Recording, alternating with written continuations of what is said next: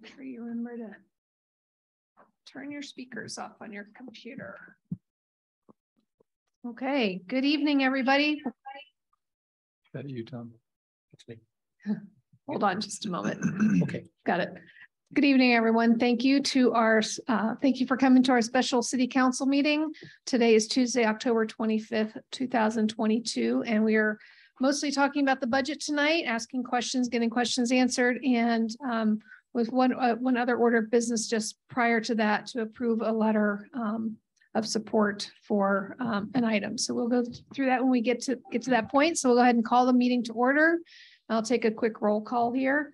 Councilmember Kurtz. Present. Councilmember Van Orman. Here. Mayor Pro Tem Collier. Here. Councilmember Spencer. Present. Councilmember Sahlberg. Here. All right, and let's double check. I don't see Councilmember Cargill will be joining us late, but for now, we will ask to excuse him until he joins, and then Councilmember Dunn is on enjoying time with his family. So do we have a motion to excuse each of them? So moved. Okay, we have a motion by Councilmember Van Orman. Do we have a second? Second. Second by Councilmember Spencer. So all in favor of excusing those two council members, please say aye. Aye. Any opposed? All right, so they are excused. And if somebody sees Councilmember Cargill pop in before I do, please get my attention so we can note the time that he's joining us. All right, we will take this opportunity to get an agenda approval. Almost got ahead of myself there. Thank you, Mayor. I guess I do have one question on our agenda. Was it our intention to go until 10? I think our goal was 9, but so we didn't have to do extensions. We said 10. So it says 7 to 10 on the letterhead. Do we need to amend that, do you think? Let's just, if we can all agree to try to hit 9, but if we have to go over by a couple minutes, that way we don't have to get everybody's attention. Perfect. I'll make a motion to. We have a second? Second. We have a second by Councilmember Sahlberg. All in favor of approving the agenda, please say aye. Aye. Aye. Any opposed? All right, ayes have it. Agenda is approved 5-0. All right, citizen comments. So I don't see anybody here in council chambers unless our lieutenant wants to speak on the budget. If there's anybody on Zoom who would like to make a comment on the budget, please send a note to Todd Henderson in chat and he will let me know if there's somebody there. So I'm related to the only person on Zoom that's not affiliated with the city. So I don't think he has any comments tonight. So we'll go ahead then and move to action items. So we kind of slid this one in here so we could get it hopefully signed and out fairly soon. Earlier in the year, we had talked about the request from the Army National Guard with regards to support of them doing a purchase or land swap with the Department of Natural Resources for the 32 acres between George Gee and where the bridge is going to be coming in. They would like to put in at a minimum, probably a readiness center, possibly up to a battalion. This would include at the lower level, community space, meeting space, commercial kitchen, most likely a gym, all available for the public to use when they are not using it for training. So it could be a really big win for the city, provide some of those spaces that we don't currently have. And so in order to do this, they ask for support from the legislators, which we have. I forgot who all signed the first letter, but it was led by Senator Padden. We have 5 or 6 local state legislators who have signed on to this and sent their letter to the Department of Natural Resources already, supporting this land swap. And then, so we would like to follow up with ours. And we had talked about this earlier in the year. We just kind of did it sounds good. So before we all sign the letter, we need to have a vote in support. And we do have it handy. We'll have, assuming it passes here tonight, we'll have whoever's here in chambers sign it, and then we'll get it to those who are not here and get that out. Following that, the Greater Spokane Valley Chamber of Commerce is going to sign on with their letter, fire department, school district, and I believe Greenstone's going to be right in support of it as well, and GSI. So we're trying to gather as much regional support as we can to try to move this year, because it'll be a benefit to the entire region. So the letter was included in your packet. Do you guys have any questions? Right, not seeing any.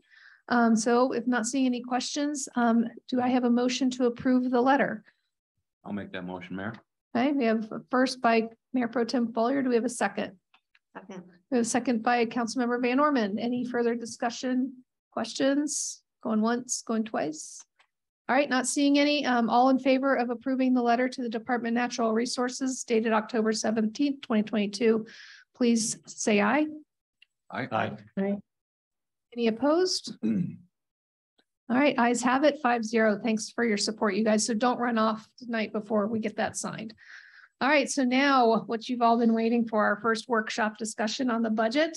So I know Councilmember Kurtz, I'm assuming you've got your binder there, just like everybody here as well. So we'll go through a couple of mechanics here first before we start. So as we go through this, as has worked in the past, Kyle will be taking some notes. If we get to a line item where there is a suggested or requested change to a dollar amount, we will keep note of that by line item. And then when we get to the first read ordinance, that's when we go through those line items one by one and vote on them.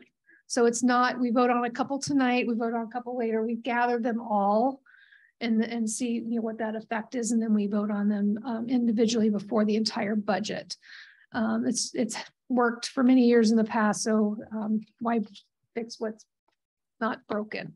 There's a lot of verbiage at the front. I was hoping to start with page 29, which is the green budget summary tab. And I was going to ask, because we did go through the revenue sources. Kyle went through that at the last meeting or so with regards to the revenue sources for the different funds, but we have not gone through them for the other items. And after I have him go through that, then I will, and that is on page 34. And then I know Councilmember Sahlberg does have a question on page 30, which we'll go back to, and then we'll go forward from there. So Kyle, do you want to just go through page 34 real quick? And if you guys have questions, just get my attention.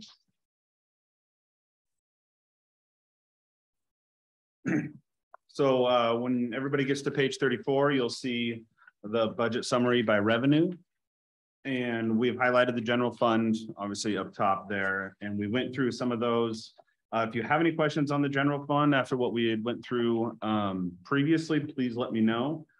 We can touch high level on the rest of them. Obviously, we have discussed utility tax as well. You'll see that under the all other funds, 110 street operations. I think as we know, as we get into 2023, we have allocated all of the American Rescue Plan Act funds for expenditure in 2023. So we do not have any outstanding American Rescue Plan Act funds that are not allocated. Are you on page 34? Yeah. Oh, okay.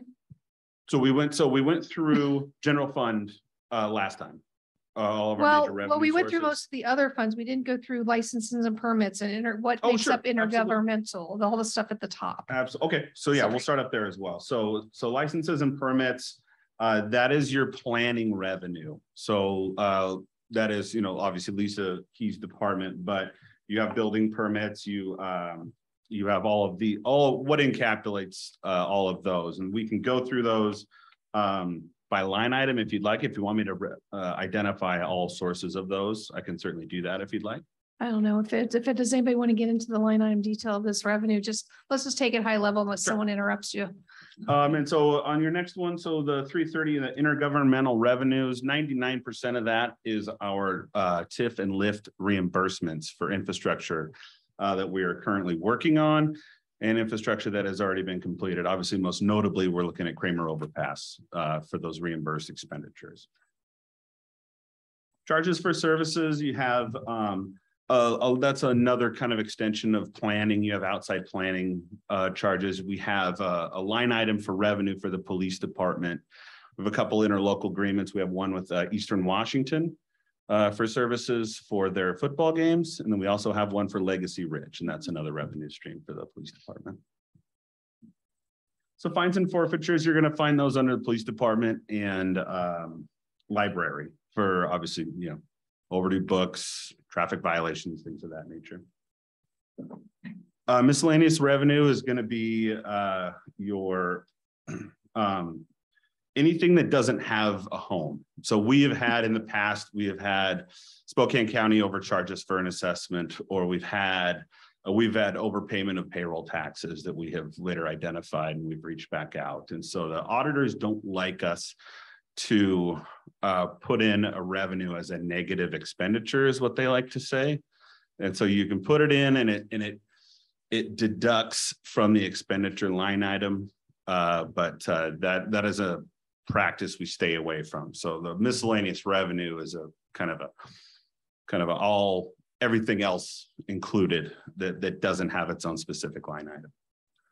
And so non-revenue, that is a single source right there. That is our Harvard Road mitigation refund that we are refunding the general fund from a payment back in 2013 that was never reconciled. It was always reported and always accounted for, but the steps were never taken to finalize that reimbursement back to the general fund. And so that's what you'll see there.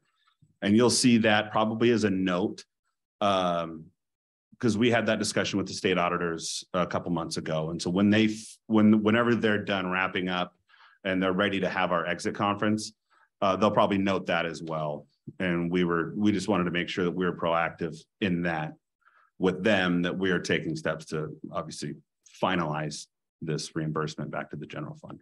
So, right. So it's considered a non-revenue because we're transferring it from one fund to the other. So, right.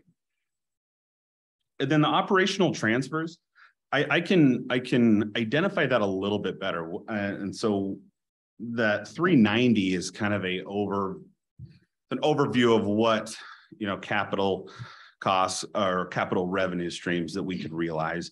That's essentially a sale of capital assets. So our surplus, that's what our surplus goes to. And so there's a few other things that are identified within operational transfers, but that's our revenue for us is the sale of surplus items. Great. So, all right. Yeah. And we went through all the other funds. Does anybody have any questions? Councilmember Van Orman. I figured I'd let you go through all of them and then jump back.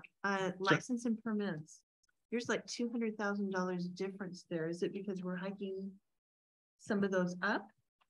So we have a substantial pipeline of activity anticipated for 2023. And a lot of that is we can handle what we can handle. A lot of it, Lisa, if you can speak to what we expect activity wise for planning for outside services and things of that nature for us to keep up with the growth and the development in the city in 2023. You're seeing a lot of that involved in there.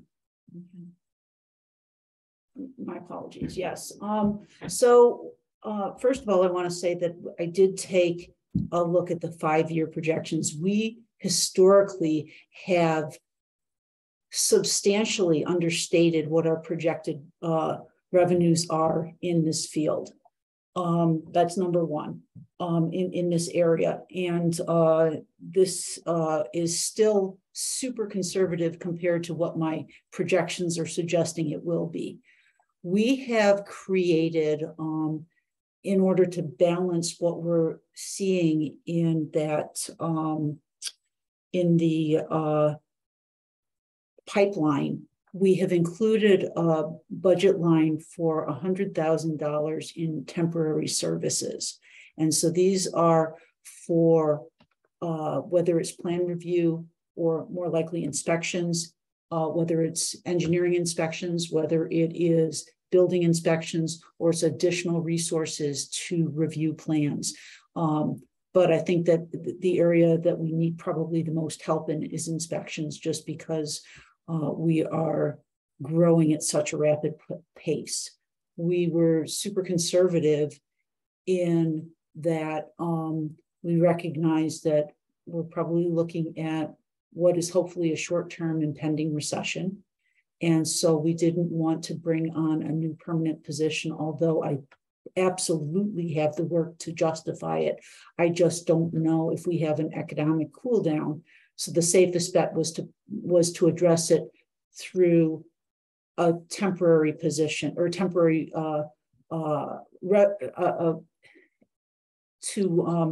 Contract person. thank you, contract employees. Thank you. I'm losing my words. It's been a long day. That's okay. Thank Yeah. you. Right, thanks, Lisa. All right, does anybody else have any questions on that revenue summary?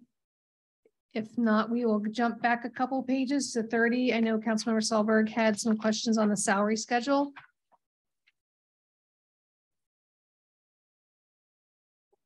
Two things, and it's mostly just for the record and for me to try to understand. First of all, at the bottom of the page, and I mentioned this to Kyle when I came in the other day, we have a proposed cost of living increase for our employees, 6.5%. And Washington State is 3%, and Spokane County's is 3.3%. Why is ours 6.5%? So we use 3 different sources of data to justify, what we are seeing nationwide with inflation, things of that nature. And so the Consumer Price Index from the Bureau of Labor Statistics, it estimated at 8.5%. We also had the Social Security Administration. We used their cost of living adjustment as well. Theirs is at 8.7%. And Washington State minimum wage was our 3rd source, and that percent increase was 8.7%. So we're basing it off of that and trying to keep pace with what we know is increased cost of living. Okay, thank you. And then if you can go up to underneath public safety, it appears that the cost of living was for everybody under a union contract. So I'm going to assume then that the no raise for the police officer, police sergeant, police detective, lieutenant. How does that fit in? So that will come back for a budget amendment once the contract has been finalized. Because We can't even open changing. we Correct. can't open Okay. the negotiations till after the first of the year. And so that will be rectified when that time comes. We're just putting it on hold. Yeah. Thanks. Okay. All right. Anybody else have any questions on the salary schedule page while we're on it? Go ahead. To follow up on your question of the 6.5, given there's no questioning of that number, I'm assuming everybody's okay with that. Given what you just said previously, our counterparts throughout the county are half that almost. So, And on the state level too. I mean, I haven't dug into that. I'm not questioning Right. where you're going, where you got your information, but that's the purpose of this exercise is to discuss those types of items. So hearing nothing tells me everybody's okay with it. Yeah, and that's the standard we've used for pretty much as long as I've been here. But I was on a meeting last week of different elected officials around the state. So there was pretty good representation, both east, west, north, south. And we were talking about just this, about increases, and they were all around the 6.5% as well. There were a couple that were actually above. And so we've split it between the 6.5 for the COLA and then the 2% step. So that's what gets us. So most everybody would have gotten their 2% step anyway, unless somebody's on a performance improvement plan. So that 2% is added. They would have gotten that anyway with the steps. So that's why we made the cost of living part 6.5. So I may be wrong, and I'm in my memory banks here, but historically, I think that percentage has been more around 3%. Last year, what was last year? Last year was 3%. The year before that was 0 because we were in the COVID and the year before, I think, was 3%. And so, historically, that's kind of where you want the cost of living to fall. And so the justification was we're seeing such increases across the board in cost of living. We're trying to keep pace with what the market demands. Are we essentially out making there. up for 0 last year? So we had a 3% last year. The cost of living was 6.2 last Or year. whatever year we did Yeah. 0, whatever. Correct. And so, yeah, there is a danger of a perception of falling behind. If we can show that we had 0% in 2020, 3%, or I guess heading into 2021, I should say, we had a 0%. Heading into 2022, we had a 3%, where some of our indicators were between 5.9 and 6.2%. And so there is that fear that, you know, if we don't keep pace, we could start seeing some turnover where we wouldn't normally. In 2021, actually, it was 0 to begin with. We didn't put the 3% in until July 1st. I don't remember, but Oh, I knew it was okay. something like Yeah. that. Yeah. So So- sorry, if I could just finish my Yeah. thought. So just so everybody's aware, it's more than just a wage increase. It affects Hmm. other, I call them soft costs in my world, but it The benefits. costs other yeah, exactly. So Yes. it's more than just 6.5%. Correct. All right. And so what you see in our line item as we go through under our benefits, that is all a function, and we have that formula in our spreadsheet that automatically populates based on what increase has been populated for wages. So you'll see that as you go through. There aren't necessarily any notes next to you know, the benefits portion of the salary and wages, but that's all a function of that salary, that suggested salary increase. Don't get me wrong, I'm not against giving cost of living increases. I was part of this process when we were under 50 employees, and when we went over that magic number, these other soft costs have really gone through the roof. Is that a fair statement? Correct. Yep. So just want everybody to realize that anybody that listens to the discussion later on too, as we go forward and we say, yep, this is good. There's many different reasons and there's different aspects of having an employee Right. that Right. affects the budget. So Yep. Right. thank you. So I think we had Councilmember Van Orman, and then I've got Councilmember Kurtz. Yeah, I guess clarification for the CPI. Is it based on a certain month? And that's what we always go to every single time? So I've historically used August.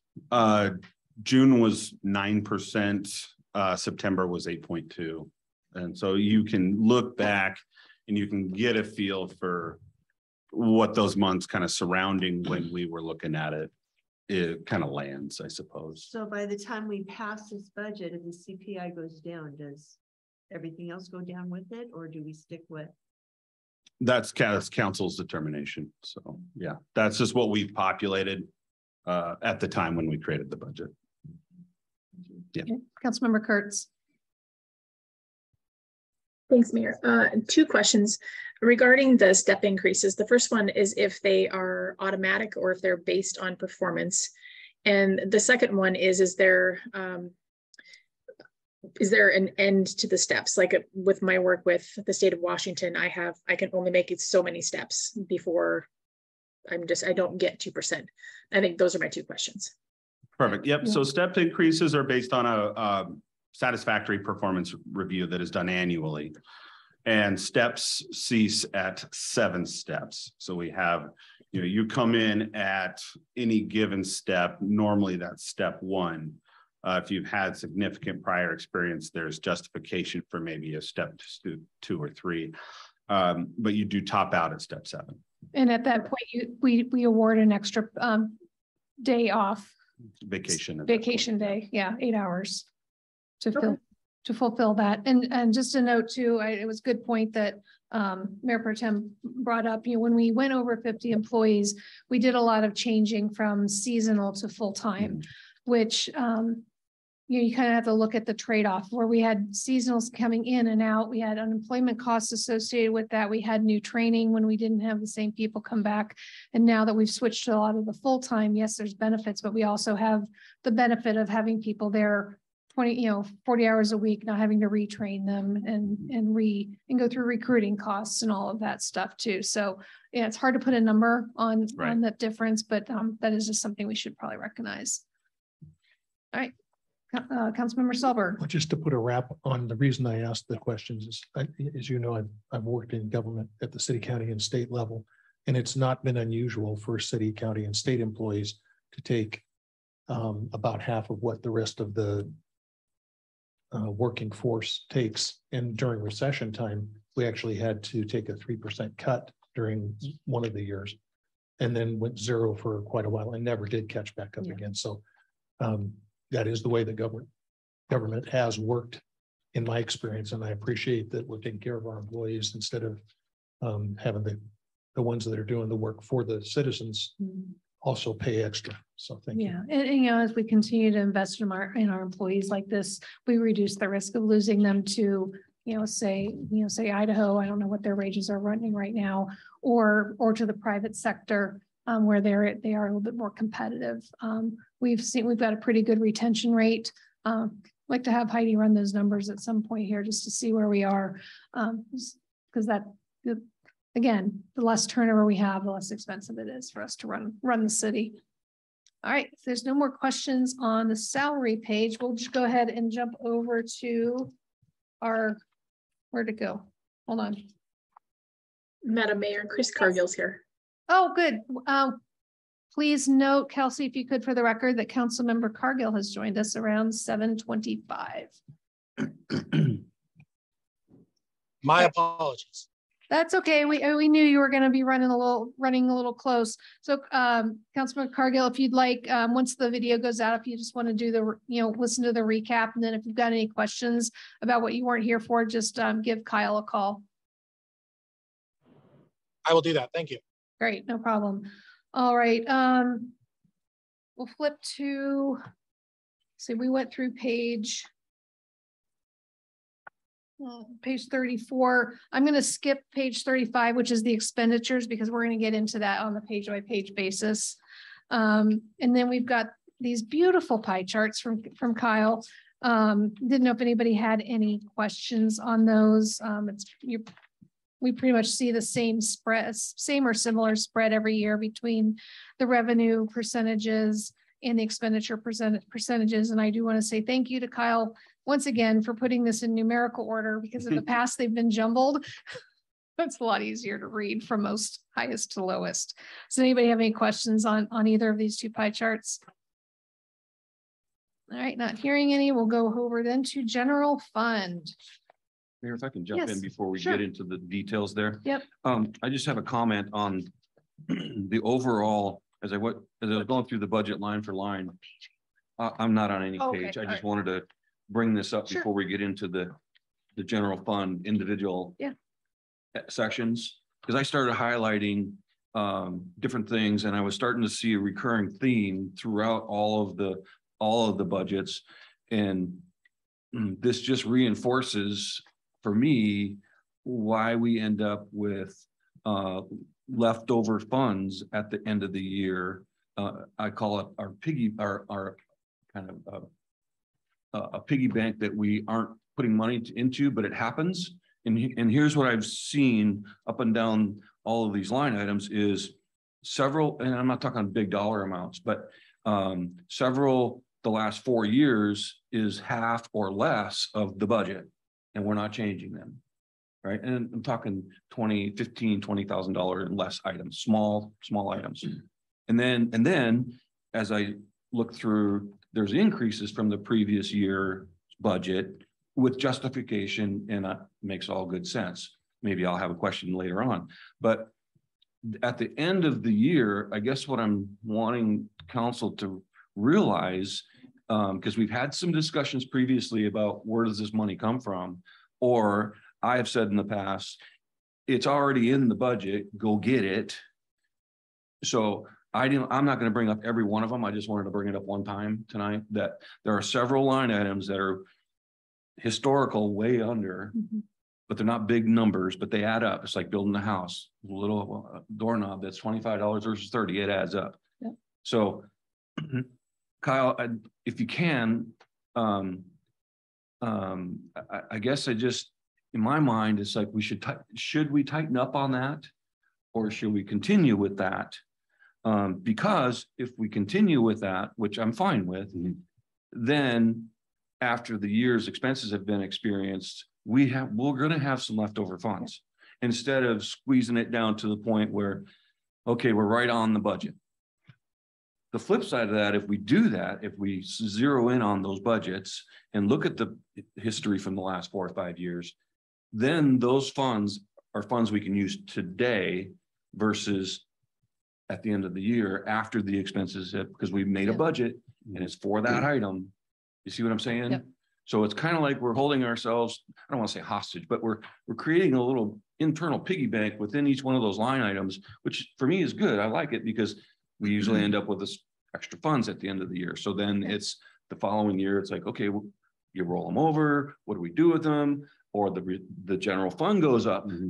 So we can go do other projects and that kind of thing. So I guess I've, since this is, been here several times looking at this, I've often wondered, does it make good sense to tighten down so we have the funds available in the general fund going forward, or continue with how we've been doing it? I'm just looking for some feedback. I'd like to hear from you now.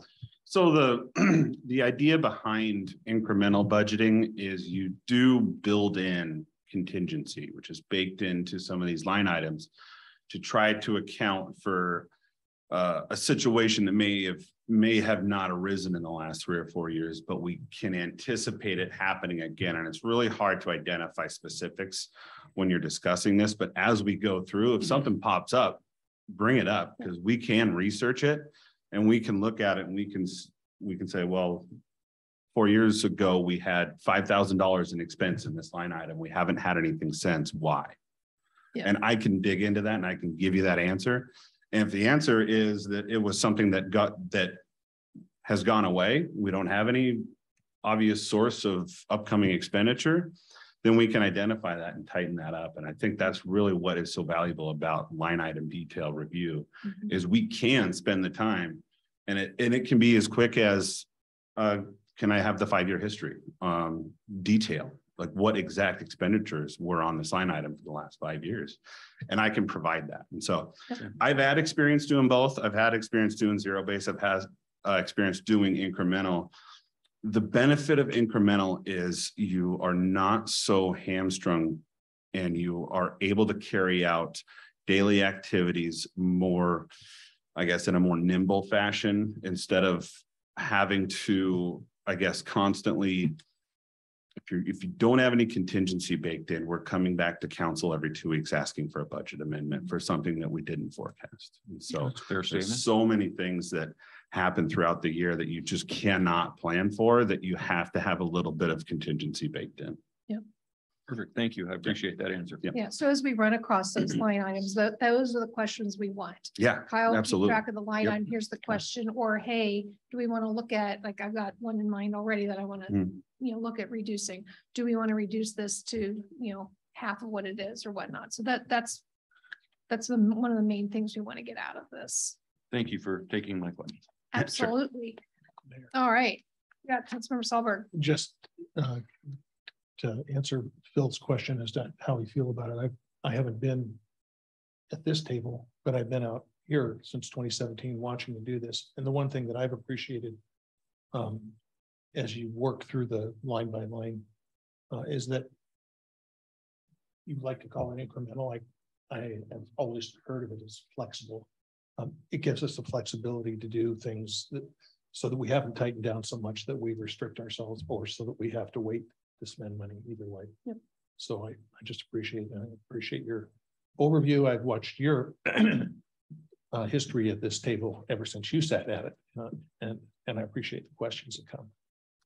Yep. And don't hold back on asking your questions. There are some line items that may not make sense to a lot of people as to what that really includes. Ask the question. That's why we're here.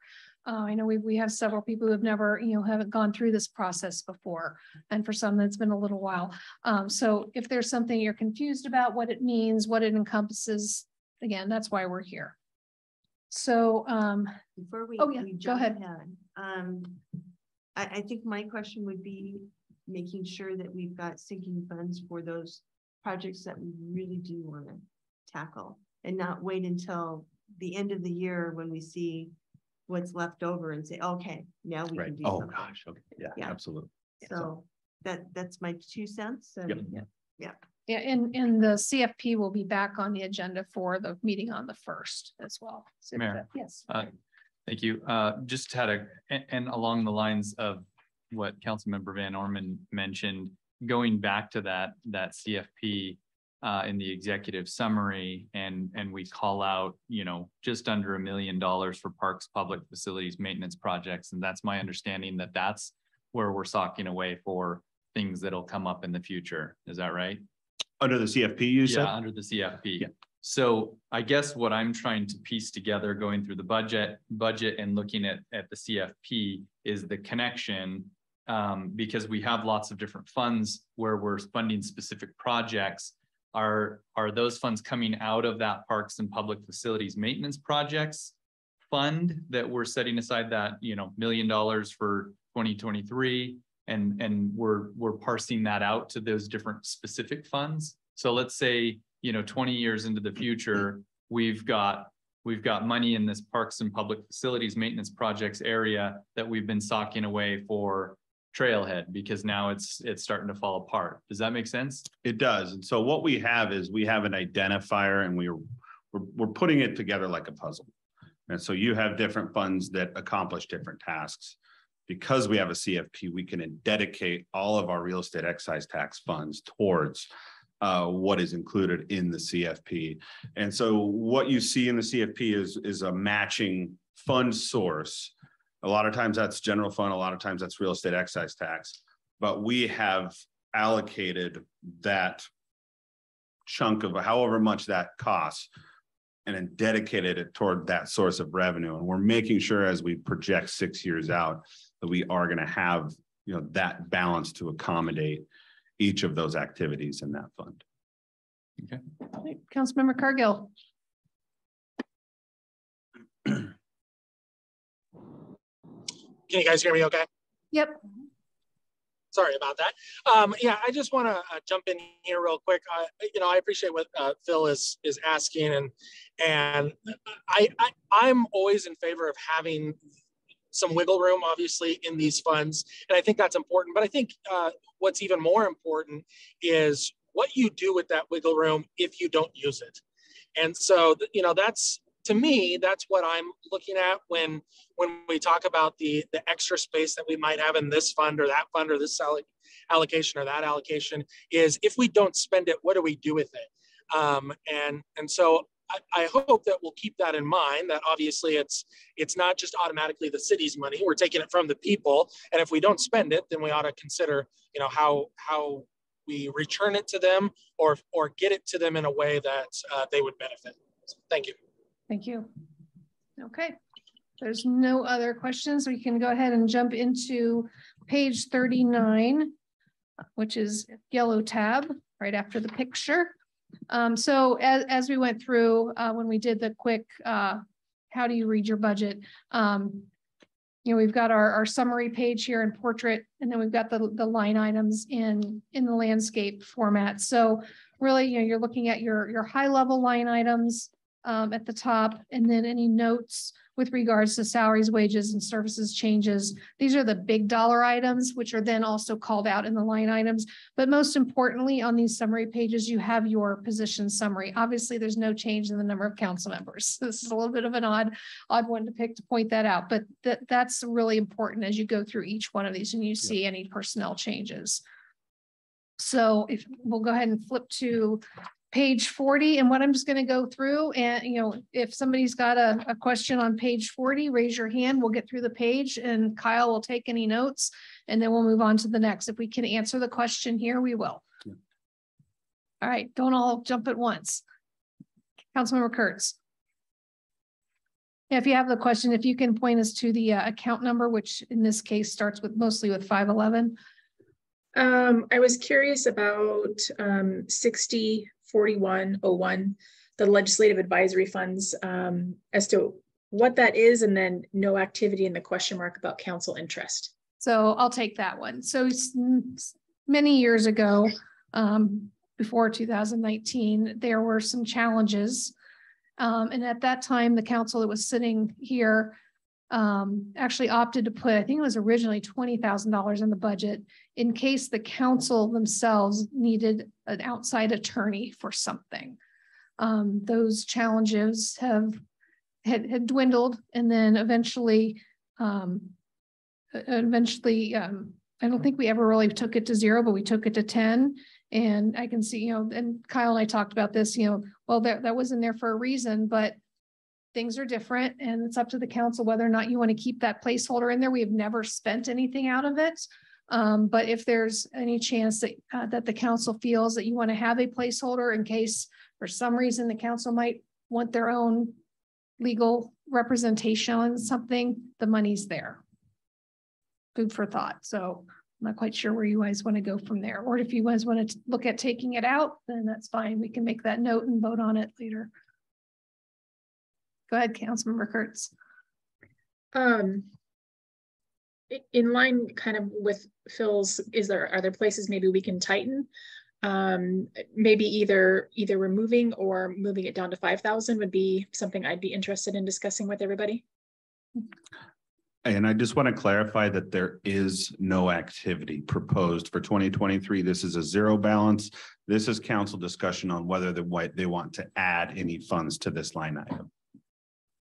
Mayor. Oh yeah, sorry, I was reading the wrong line. Yes, so it's So 2022 0. for this year and 0 for this year. Yeah. Thank you. Go ahead. Yeah, Thank you. I listened to the description, and didn't read the thing there. So 0 is great with me. I'm just curious if you can shed some light on what the scenario might call for. It seems like in the reading that I did previously, that council members might in some cases have to hire an attorney if there's some sort of dispute with the mayor. Yeah, that's how it started. Okay. Those years ago. Gotcha. Yes. So if there's nobody, Councilmember Cargill, I see your hand. Sorry. Oh, that's okay. Just a quick follow up on this. Is Sean on the call? He is. Well, yes, he's on the phone. So I'm just wondering if he can provide a little more insight into this. I know the city of Spokane City Council hired their own attorney, but as the city attorney, do you not represent us as well on the council, or can you just provide a little commentary on that? So my specific role is for the city of Liberty Lake. So if you're asking like the client perspective, it's the city of Liberty Lake. Now, depending on the situation, if there's a situation, for example, if someone sues the city, sues council members, then yes, all of that would be part of the representation. To the extent that there would be a personal issue, then no, that potentially would not be something that will be the client. Now, does that mean I couldn't do it? No, it just depends on what the facts and the scenario is for, what some allegations may be. If there's a situation, let's say, for example, of why this situation arose, which was, as the mayor said, this was a number of years ago, and it was, I think, issues that arose relative to the mayor's interpretation of something and the council's interpretation of it. So it was, well, what is, we think we need to get separate representation on that, and that's kind of how it arose. So it hasn't been an issue for a number of years, but that's how it arose. And obviously, with regard to the funds, it was kind of a placeholder and hasn't been used. But generally speaking, it doesn't usually come up. But my representation is, from the standpoint of client, I would say is the city of Liberty Lake. And then to the extent that something arises with the individual council members, it just depends on the situation. Okay. Gotcha. Thank you. All right. So since it's at 0, we're just going to go ahead and move on unless somebody decides they want to throw that back in there. But to Sean's point, this has not been an issue for the last several years. And it was after Mary Van Orman left. We will point that out. It was after you left. Thank it was you. An issue. Yeah, thank you for not. Okay. Okay. And I will, Mayor, I will echo that exactly. Thank you. All right. So any other questions on page 40 under legislative? Going once, going twice. All right. We're into executive. So again, in all of these, you know, the salary on the legislative and executive with regards to the mayor's position, the salary commission has met once. They postponed their meeting from last week to this week when Kyle was feeling ill. So they'll be reviewing things again on Thursday, I believe, with their recommendation expected when. We should have a pretty good idea, hopefully after Thursday, on where that recommendation is going to lie. We already have all the data. Yeah. And it pretty much mirrors kind of what we had baked into the staff Okay. increases as well. So, And yeah, so the salaries and everything for mayor and council are estimates, correct. and they'll be confirmed by the salary commission through Yes. an Yep, ordinance, and I'll right? and I'll have an update next Tuesday at our regular council Great. meeting as well. All right, so no change in personnel. So when we get to the line items, does anybody have any questions on page 42? I'm gonna go. Just yell out if you do. All right. Yep. Sorry, I have one question. On the line 2204. Yes. As I look at the historical, did we use 41.7 last year? No, so that's the appropriate number, but you have to remember that we didn't have a city administrator for part of the year. Okay, thank you. Okay, any others on that page? 42, going once. All right, 43. All right, making sure I check online for hands as well. All right, administrative services. This is page 44. Again, no changes in personnel on here. Mayor, just Yes. one quick question. Sorry, going back to 42 Yes. on executive travel lodgings, 4300. We went over this year. Was that mark coming up? Was that? No, some of that was so AWC was in Vancouver this year. And I went to NLC, which nobody had gone to before. So that's part of the reason we've increased it. Okay. And there's also another NLC meeting coming up that I'm not going to in November because we did go over the budget. So. All right, so administrative services, page 45. Does anybody have any questions on 45? It's mostly salary and benefit information. Nope.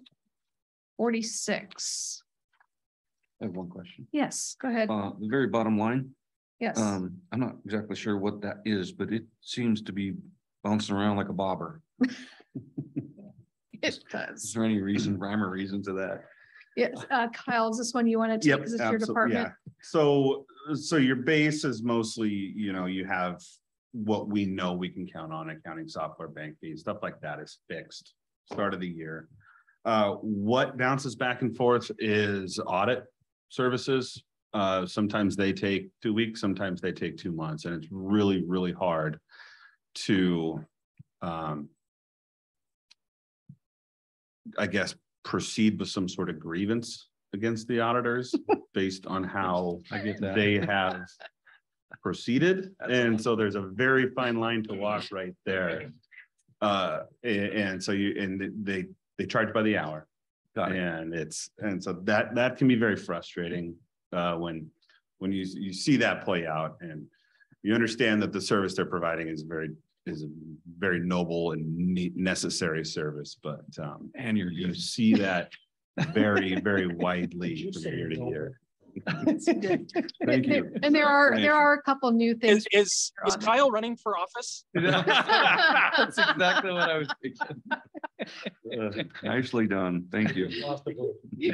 There are, if you'll notice, there are a couple new things in there for next year. We currently manage our contract end dates and whatnot manually. So we found a contract management software, so we don't run into these situations where we're 3 months overdue on renewing a contract. Public records request software and some record storage. So all in the efforts to streamline what we do and make it more efficient. Okay, page 47. So Mayor, wait, actually, I want to go back because I had something on 46, but go ahead. Yeah, on that same line item then. So in a situation like that where we went 26,000 over, that would have been a budget amendment. Is that how that works? Correct. Yep. Whatever was appropriated, if we go over, budget amendment. So we appropriate at obviously the line item level, but also at the fund level. Mhm. And so if there is cost savings realized in other Oh, line you can- items, you can use we those do funds. not have to come back Oh, for a nice. budget amendment, but it is good to call them out Okay, whenever you see something over like that, because something was either off or something unforeseen occurred. okay. And before we flip in, this is one thing I wanted to get some more information myself from Heidi. I meant to before and I didn't go to it. So if you go about 2/3 of the way down page 46, you've got wellness program supplies in there at 4,000. We have spent up close to 3,000 in 2021 and about 1,000 a couple years before, but only 176 this year. So I'd like to maybe for discussion later, Sure. Kyle, if you to make the note on this about possibly moving that to 2. In the meantime, we'll get some more information from Heidi, because then if you go to the next page, there's another wellness program line item for the professional services. And in that case, professional services is bringing somebody in to maybe help with one of these events. Correct, yeah. So, and that's accounting for that 2,000. possibility. Yeah, and we've never spent over 1,000 and it's in there at 2. So we'll take another look at those 2 line items. I know it's not a lot, but like you said, Mayor Pro Tem, it adds up. Mhm. All right, page 47. I'll give you guys a chance to go through real quick. Nothing? I guess the one that jumped out at me was line 4100 Mm-hmm. going to 141 over previous years. So the major reflection in that is kind of our ever evolving cybersecurity awareness and proactive approach to what we've seen kind of nation and worldwide with ransomware attacks and things like that. And so we have put these agreements into place, to protect the city's digital property. B, it's also baked into our insurance requirements where we have to have things in place. And if we don't, and we get hit with ransomware, they're not going to cover us. And so this is almost a kind of a byproduct of that necessity as well. Perfect, thank you. Sure. If I can jump in here. Yep, absolutely. So I was going to also address the wellness program because I saw that twice and you know, I did notice the note that said to maintain the medical insurance discount, but I'm assuming you have to actually use it. You have to spend some money to maintain it, or so how it works is allocated. There are different benchmarks that the city has to hit to get their 2%, what they call Well City discount through the Association of Washington Cities. And that saves the employees, you know, roughly 25,000 a year or so. And so there are different activities that we have to either perform or maintain to maintain that Well City discount. And so we're putting things in place to make sure that we have the resources to hit that mark every year. Yeah, like this year they did the golf tournament and the lunch. We made that lunch early in the summer, a wellness event. Yep. I talked about nutrition and all of that. So last year so in last year we had all employee lunch. I want to say that some of those resources went to that, and then there was I believe like a Bluetooth speaker or something like that that was part of that we gave that you could kind of keep in your pocket, something like that. So And how does that save us $25,000? Can you be a little more specific? So our health insurance benefits, our premiums. Yep. And so that's what you see that come off of. And then go ahead. I just had one. We've been getting that 2% discount for quite a while now. Yeah, I think so. It's matter of maintaining it now. Yeah. It's not an additional 2% each year. I wish it was. We get a step plan on that, right? Yeah. Right. So line item 704000, pollution control and remediation. So I'm just curious what exactly that is and why we would be jumping, another 12 grand compared to what we actually spent in 2022. So we are part of the Spokane Clean Air Regional Clean Air Agency. Regional Clean Air. And so so as part of that, we help fund their activities as our remediation effort. And so they send out notification late summer every year of what their planned activities are and what the cost. And I believe it's by population. And so, and based on what activities they plan for the next year. And so it's called out in that flyer they send out every year for what they're going to bill us for the following year.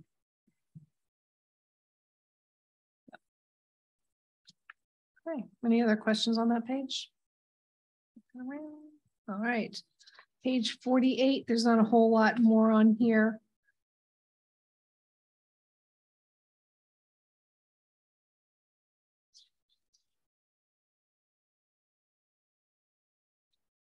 All good. All right, jumping to legal services. This is actually a page in its own. We do have a contract that allows for this increase for 2023, and our contract goes through December of 2023. Yeah. So it's not based on the 6.5 COLA? That's something we Yes, negotiated please. a while back. Yeah, yes, Pretty please. close. It's 9%. Oh, it is 9%. Yeah. There you go. It's close. You're right. All right. And then so obviously we love Sean, but we do need to go through the process again next year. Police department. I know Chief's on. Do we wake you, Chief? Yeah, all good. No, I'm awake. Okay. I'm not going to get into the line items of the dollars amount on the summary page. But Chief, do you want to walk through what you're thinking with regards to the additional 3 employees for next year? And they're actually, if you look, it's the 3 additional police officer designations. Yeah, of course. So one of the things that, of course, we want to make sure that we're able to give the city the services that it needs as far as public safety. But another thing that we were looking at is, and we felt that we were lacking in, was our ability to effectively supervise, meaning our officer to supervisor ratio was our span of control, that is, was lacking. And so the recommended maximum staffing ratio for first line supervisors in a law enforcement agency is 5 officers to 1. Currently, for our patrol supervisors, we're at about 6 to 1. And so adding 3 additional officers for 2023 would increase that ratio, would decrease that ratio to about 3.75 to 1, I believe, if my math is correctly. And so we won't, backing up, what I want to do is I want to add patrol corporals. I'm sorry, I skipped that part. So the patrol corporal rank would be directly under the sergeant. In the state of Washington, patrol corporals are considered first line supervisors, meaning they can get their first line supervisor certification, they have supervisor abilities, and they can make decisions just as a sergeant makes. So by adding additional supervisory rank, we decrease our supervisor to officer ratio, meaning we decrease our span of control, in which means that I believe we could more effectively supervise. Not that we have an issue, but there are some things that I believe that we should be doing, and some things that should occur within our agency that's not, because of the lack of span of control due to too many officers versus the number of supervisors that we have. So adding those, I'm sorry. I was going to point out those corporals are not called out on this summary sheet. Does this need to be updated? Because I also see police detective quantity 1 and we have 2. And so yes. if I may, Chief, what we would like to do is have an understanding that wages are unsettled and staffing is unsettled at this point, because we do not have a labor agreement that is going to go through the end of 2023. Okay. So it is important that we keep this incredibly high level, to not construe any sort of negotiations that are happening here with the current labor union that is that we're looking to sunset from. So basically, when it comes to the list of employees and positions and any salary stuff, obviously it's kind of in a bubble by itself to be revise with the budget amendment in 23 when we're done with the contract and retroactive. Correct. We will tighten up the salaries and wages and all of those related line items, as well as the salary schedule once that has occurred. And there are some assumptions in here. Correct. So, Chief. And Mayor, just to let you know, I mean, I didn't want to, I tiptoed around that. I have a whole presentation on that, but I tiptoed around that because I didn't want to say too much to jeopardize. Yeah, and we'll have a whole nother meeting on that structure after the beginning of the year when we're doing all of that. But Chief, can you real quick just get into a little bit? I know there was a change from having 2 police records clerks to having the records clerk and the evidence custodian. Can you high level kind of describe what that change is and why? Of course. So one of the things that we did is we looked at job functions and the job description of both of our administrative staff. And we found that there was a discrepancy there. Our evidence custodian and what we want to be an evidence custodian does, I guess, quite a bit more when it comes to job functions than our normal administrative staff member. And so we wanted to compensate her for the job that she does do. And that is keeping track of our evidence. We have our own evidence facility. We're fairly fortunate that we do have our own evidence facility. So between the public records request, the oversight of our evidence facility, and some other things that she does do that our normal administrative staff member does not, we felt that it was fair that she's compensated for that. And the job description has been updated to reflect all of that. Okay. All right. I thought that was important to walk through that change because it was very clear after the chief and lieutenant went through the duties that she is doing that needed to be updated. Okay. All right. So into the detail of the PD. So page. Mayor, can I jump in on the summary page, please? Absolutely.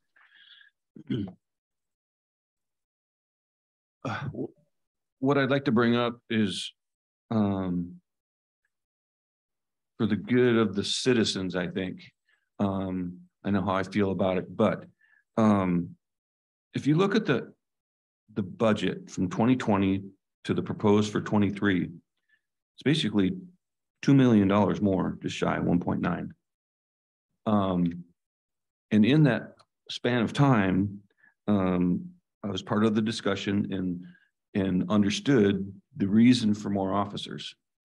And it took me a little while to understand the difference between an officer and the chief is not part of that equation, nor is the support staff part of that equation.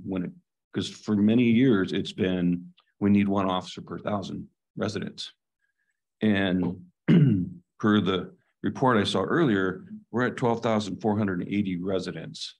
And for this next year, we're looking for 3 more police officers, which pushes us well over that number that's been discussed for several years here.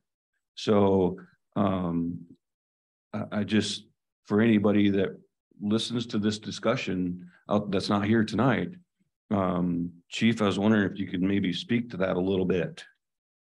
Of course. So the national average right now, officers per 1,000 is about 2.4 per 1,000. That's the national average. The state of Washington, we are 51st in the nation behind the District of Columbia for officers per 1,000 in the state. And I can't recall, but I think it was around 1.1 statewide for 2020 or 2021. So as a state as a whole, we're far behind when it comes to using that equation. One of the things I would like to do is get us as reasonably close to the national average as I can, using some other formulas considering some other formulas like our workload per officer, our caseload per officer, and of course our criminal or crime statistics. So I think we're making some progress.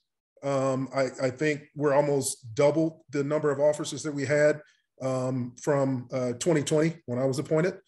So we're making some leeway.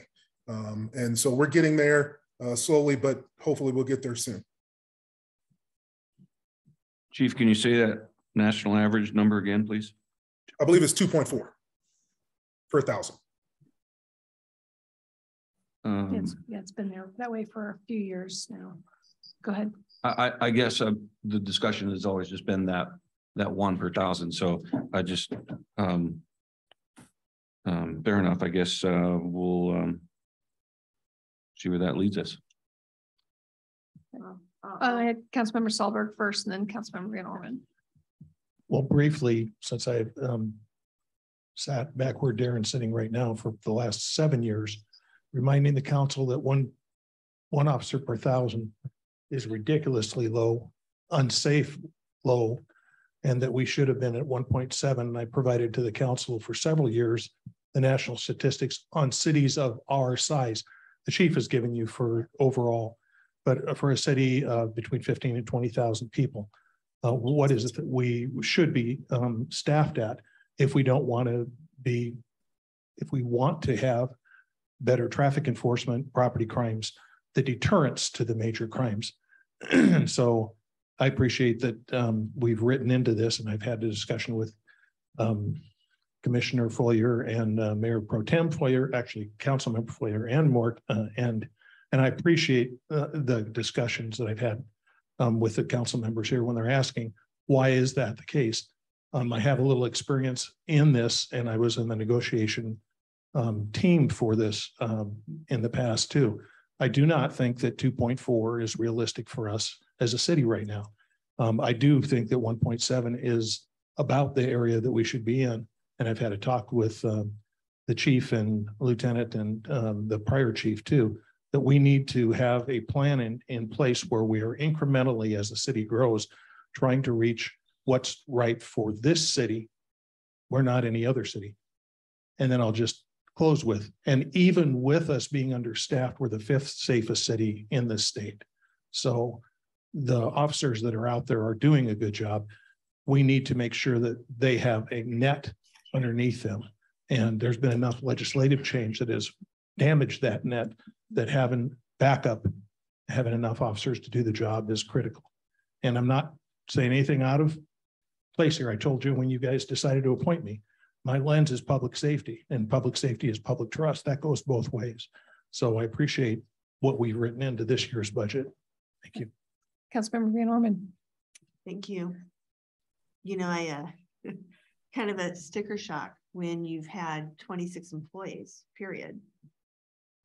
And starting out, it was 1 officer per 1,000 for many, many years. But if I think back even 10 years ago, where now we need not 1 officer, but 2 officers to go side by side. You do need redundancy. So I agree with you. We do need to bring it up. I'm getting a little accustomed to what we need in this point. But I'm still thinking along the lines of, are we there at 1.7, or are we, where do we need to be? How many more officers? Chief. I talked to the mayor about this. Realistically, I think we should be sitting, and I can't remember the exact math and where it puts us in that formula, but I believe it was 26 officers total to get us to a comfortable point. And I think that was right around just under 1.7 when I did the math. And that was through research of comparable departments of our size throughout the nation. And that was looking at their organizational structure, looking at their chain of command, looking at their budget. There was quite a bit of research that we did. As a matter of fact, one of the homework assignments I gave our leadership staff was to do research of like-sized departments throughout the nation to make sure that we're heading in the right direction. One of the things that I do is I communicate quite regularly, and I have meetings a couple of times a month with Chief Richmond and Airway Heights, since they are, you know, as close to our size and organizational structure as you're going to get for our county.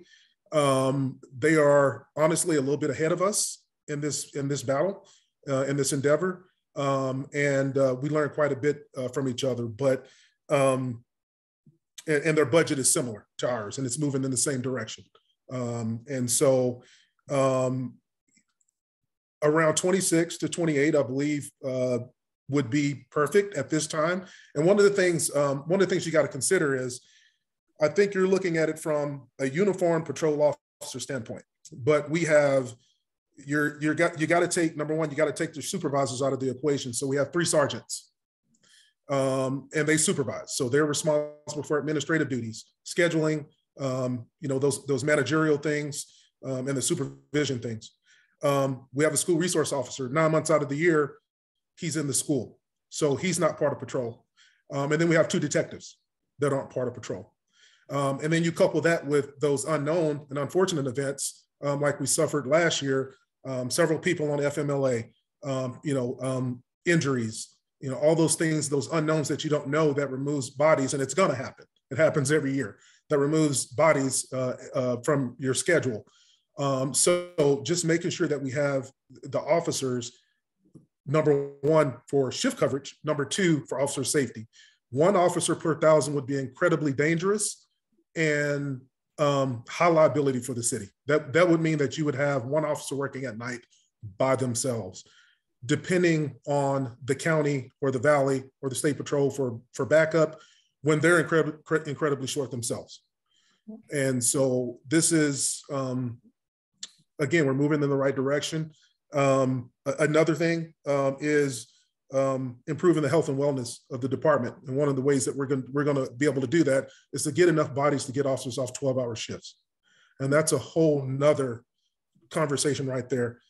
I mean, that is not a healthy shift. It's not a healthy shift physically, psychologically. There's studies that have shown after 10 hours, that last 2 hours on a 12-hour shift, that most people are equivalent to a 0.10 DUI. Just because of the fatigue. And so there's a lot of things that we want to do. We need the staffing to do that. One of the things that adding the 3 officers gives us the potential to do, if it's agreed upon by the officers, is to move to something like a 10-hour shift, a 10:30 shift, a 10:40 shift. That also assists us increasing coverage throughout the city with overlapping shifts.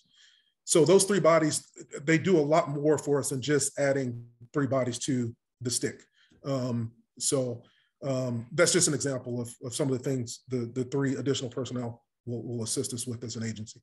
All right. So before I go to Councilmember Kurtz and Cargill, so if you take the 24 that's on this summary sheet, and you take out the chief of police, the records clerk, the evidence custodian, lieutenant, and 3 sergeants, that brings that number down quite a bit. So you just have to recognize the calculation needs to take those people out of the rotation. Councilmember Kurtz and then Councilmember Cargill. Well, I kind of wanted to speak to what the chief just spoke to a little bit as well, because even for a regular, not line of duty type work, a full-time employee is actually about a 3/4 time employee with trainings that they have to attend, vacation time, sick time. And I think that is compounded with our law enforcement officers, because they attend way more training, I think, than I do as a worker every day. The injuries, which was something that happened last year. Also the changes in FMLA allowing both male and female parents to take up to 6 months off. And so I think that they're, and we also want them to take vacation, right? I think the time off is even more important, I think, for our officers, because of the trauma that they go through every day doing their day job. So Chief, I hope that I had sticker shock as well, but I also understand what you're saying about that 1 officer per 1,000 is not enough, and maybe we've been kind of relying on that number, which may not have been accurate, it sounds like. And I know that the 2.4 is a heavy and expensive lift as well, but I think if we can get somewhere in the middle, I'd like to support that. Great, thank you. Councilmember Cargill.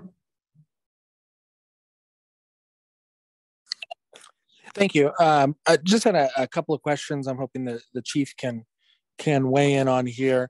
When I saw the proposed position number increase to 24, and before I switched to the next page, I was hoping that meant that overtime costs may have come down a little bit, since we'd have more people on staff, but it looks like overtime costs, we're budgeting for them to be even higher for that. So can you speak to that, Chief? Of course, moving on to page 51.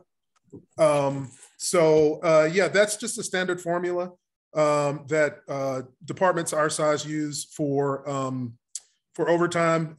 It's actually a lot larger for bigger for larger departments.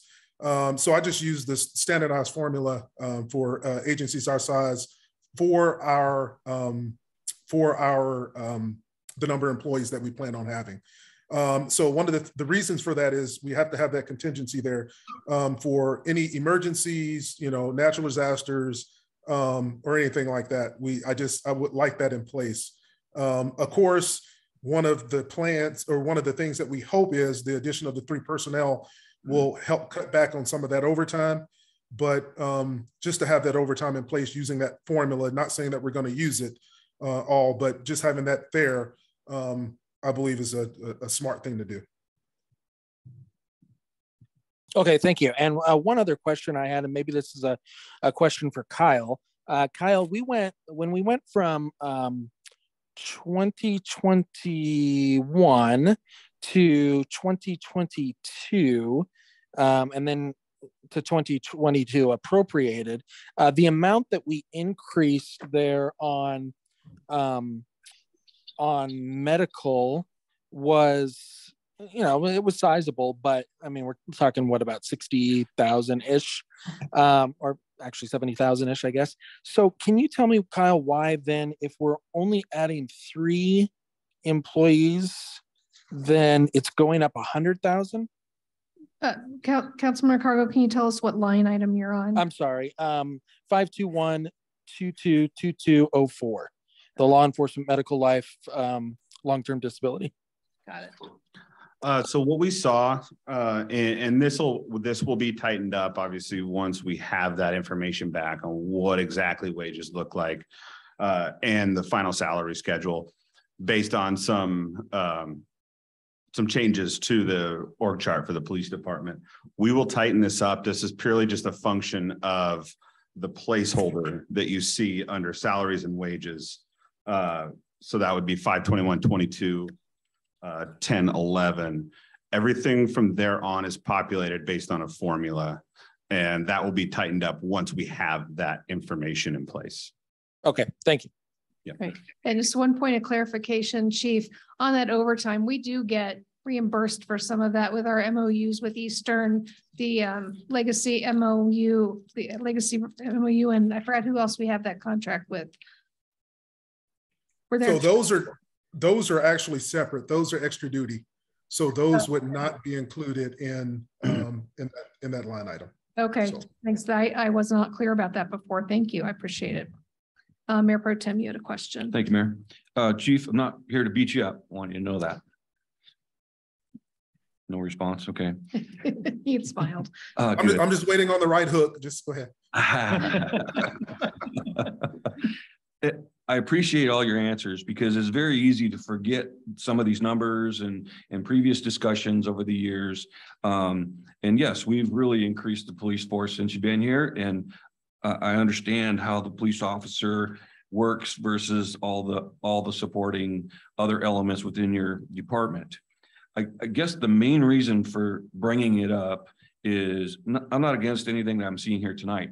However, what I'd like to zero in on somehow, some way, and maybe not tonight, is as I look at the numbers that we're budgeting just in 2-3 years, I as a council member would like to know, if your goal number is, what'd you say, 25, 26, then what does that do to our budget over the course of the next 3 to 5 years? I mean, we need to know that because having a 13% increase from last year really isn't surprising for me. But when you look at the course of the last 3 years, yes, because we brought the force up, and I'm totally support all that. Just would like to look into the future if we can with your crystal ball. And I guess, so my question is, going forward now, is it officers or is there additional lieutenants and corporals and sergeants and can you help us with that a little bit? Of course. I digress just a minute to look at 2022 on page 50 before I forget. We have to remember that that was actually 3.6, I believe, and Kyle could correct me if I'm wrong. The additional 200,000 or so was the monies that the council agreed upon for us to get the vehicles now due to the supply chain shortage. So I think the amount that was passed last year was 3.6, if I can recall. So just to throw that out there. Thank you. Yeah, and so through our research, of course, looking at our organizational structure, as we grow, there's going to be the need for additional, some changes in our leadership structure. That means the addition of another lieutenant, probably within the next, between 2024 and 2025. We've already talked about it, depending on the number of personnel that we hire, and probably the promotion of another sergeant.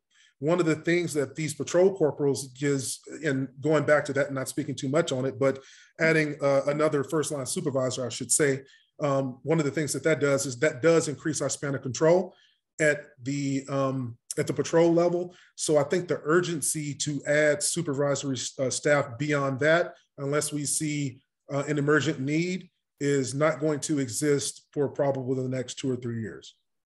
But of course, one of the things that we talked about was one additional upper level administrator to monitor patrol within the next 2 years. Through our research, I can tell you, looking at like-sized departments that are currently, and we looked at, one of the things we looked at is the economy as well of the counties that they were in to make sure that they were similar to ours. A lot of those agencies are sitting around 5 to 5.5 million in their budget with that number of officers, 26, 27, 28. And that's, again, that's what we saw through our research. So are you saying then that going forward the next 3 to 5 years, it's going to be focused on officers and maybe 1 or 2, another sergeant or lieutenant, maybe, that would maybe not be more than 1.5 to 2 million given cost of living, and it's 5 years away?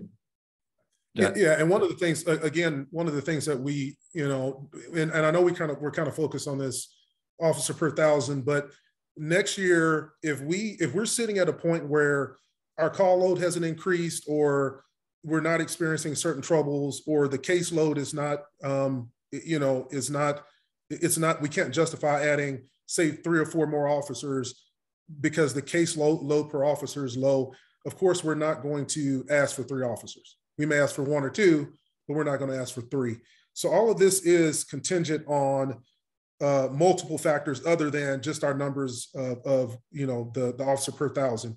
And it's, again, that's caseload, workload, and the officer per thousand, and also our data. And that's one of the reasons why, and I think I mentioned it at a city council meeting a couple of weeks ago, we want to move towards intelligent-led policing more, so that we can use the data not only as a predictor more, but to see the direction that we should be heading. And that includes adding additional officers. Thank you, Chief. I appreciate the response, because I think is a big part of our equation going forward on how we utilize our revenue. So thank you. I appreciate that. Yeah. One of the things that Mark and I have on our list for, we haven't really put a time frame on it. I'm hoping maybe first quarter of next year, is working on what our budget looks like at build out, which we've never had before. So assuming we are at 18,000 or whatever our build out number is, what's the staffing level that we need in each department? So that is on the horizon. We need to get through this year, but that's going to be one of the best planning documents we have. Thank you very much. Sure. And Mayor, one more thing on Council Member Foyer's comment is another thing that we looked at when we looked at the addition of these 3 officers, other than our span of control, is what we're going to see in the next 1.5 to 2 years. The addition of the apartment complex over by Ridgeline. I mean, that in itself was a major discussion for us. You know, up to 1,000 units or wherever it's going to be. The addition of other businesses, and so we kind of looked at, okay, what are we going to look like in a year? What are we going to look like in 2? And again, we talked about, you know, just adding 1.5 people to 1,000 unit apartment complex is going to increase your population tremendously.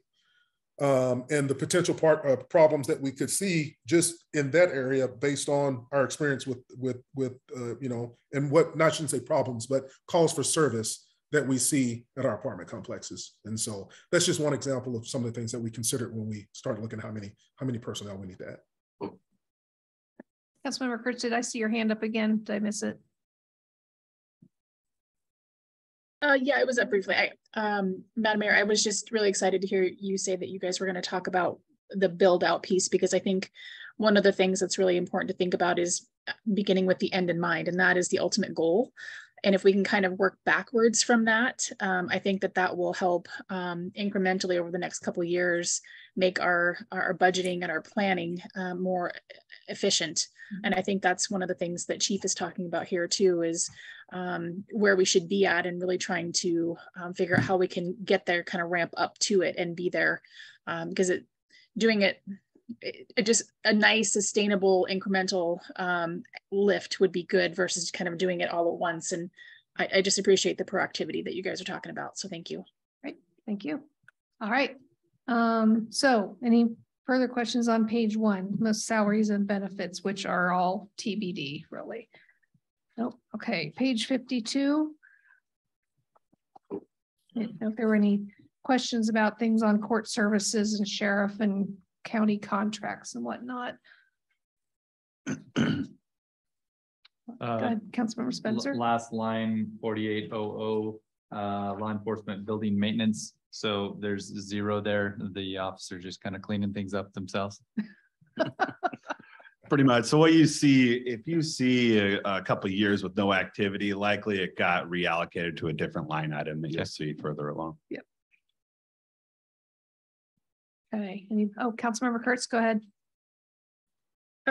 My question was on 521-104300 on law enforcement, travel, lodging, meals, mileage. It's less than what the council is allocated, and I understand that. Well, I believe my assumption is that they go to a lot of trainings. I'm just wanting to check to see if that is enough in that budget line item. I believe it is, and that kind of it parallels our law enforcement dues, subscriptions, and memberships. That's 521-104900. We have we're fortunate because we have an increase in local training over the last couple of years, and some really good quality law enforcement training. So our need to travel has decreased somewhat. And there's, even to the point where you used to have to go out for, the big training. A lot of that stuff's coming to the Spokane area now. So there's no need to travel. And so we just decreased that just a little bit, just to make sure that we have enough allocated in that our training budget to go to those local trainings and some of the larger local trainings that, especially things that have to do with firearms and things like, some of those, they can get expensive when you start talking about supplying ammo and those types of things. So, and again, with the Sheriff's Office Training Center, the old one and the new one going in, I think that's only going to get better, the local training. So, and also we've been having training come to the police department. So for instance, the Sheriff's Office is actually hosting training at our department in a couple of weeks, an FTO school, Field Training Officer School. So again, we're trying to increase the amount of training that we get in-house too, that we host, so that we can get some of that free training for officers because we're a host. And it also benefits the region as well with trainings. Thanks, Chief. Okay. Any other questions on 52? Okay, 53, there's not much there, mostly just one question on yes. that. Really the one and only line item. while we all enjoy seeing things go down substantially, just curious why on that first line.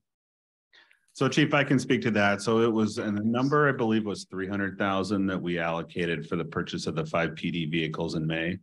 Oh, So you this see a is the offset. substantial amount of that in 2022 that was allocated via that. So really that should council be action. plus 200,000. I mean, if we Sure, were, sure. yeah. Yep. Thank you. Anything else on the PD? All right, not hearing any. All right. And Mayor, I have one other thing, and I don't know if I've ever done this, but I just want to take a second to thank the council on that $200,000. That assisted us tremendously. There are a lot of agencies in our area that are in bad shape because they didn't think ahead. So we were able to think ahead. We got 7 vehicles last year, and I can tell you, if we didn't do that, we would probably be in some trouble. So thank you very much. All right. So are they all, Chief, remind me, are they all outfitted now? Or are you still waiting on some of the? No, we're still waiting. We have one that's been over waiting to get outfitted for about 8 months. The other one's a little different. It's been in and out because of course, supply chain issues with equipment. So the equipment that goes inside the vehicle.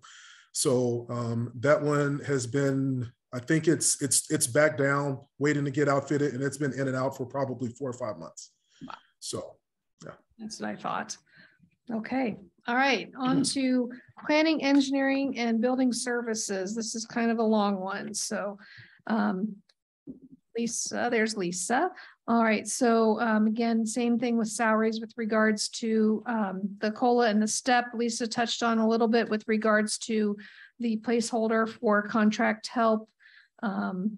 Then we've got, she has a couple new vehicle purchases, and then just one change to the employee list, which is that contract person. So if nobody's got any questions on the summary page, we can go into the line item detail. I'm sorry, Mayor. Yes. The technician is increased too, from 1 to 2? That was So actually we changed last year. We had in 2021, we had an engineering technician and a building permit technician. Last year, we changed it to 2 PEBS technicians. So it's technically not, there's an error in the counts there. And so we aren't adding a new PEBS technician. We did that. We just changed the job descriptions last year. Perfect. Thank you. Yeah. All right. Details, page 55.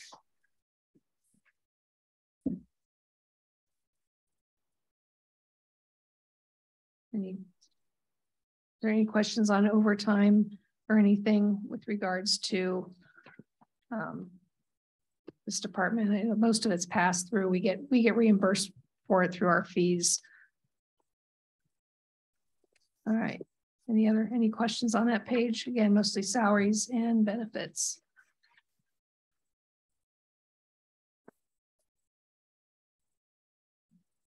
No.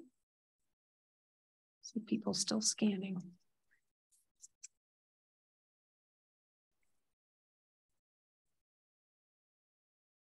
You're on 55, right? Yes. Yep. All right. Okay, Councilmember Ray Norman, go ahead. For 502800, we're talking about the Vivas. And then we skip down again and we see the Vivas at the end. Are they one and the same? No, if you look, the descriptions are different. The first one you called out was for permits and plan reviews. And then down instead of we're staying the same. Yeah, so you want to go through, that's our adjustment to our contribution. So we clarified, so the deductible for family is 3,000, the deductible for the individual is 1,500. And so what we had been doing when we implemented this cafeteria plan was the intent was to cover the deductible. The execution was, it was a blanket $3,000 per employee. And so we are correcting that inconsistency. We are reducing that to where the individual is getting $1,500 to cover their deductible. Perfect, thank you. Sure. Yeah, I just didn't know what I was looking at. Sure. Right. Okay, nobody has anything on 55. We'll go to 56. Yes, two questions. Sure, go ahead. Again, so my first one is on 4003. Hold on. 4003. Okay. 558, 50, 40, 33. Yeah. Just maybe talk a little bit to the $20,000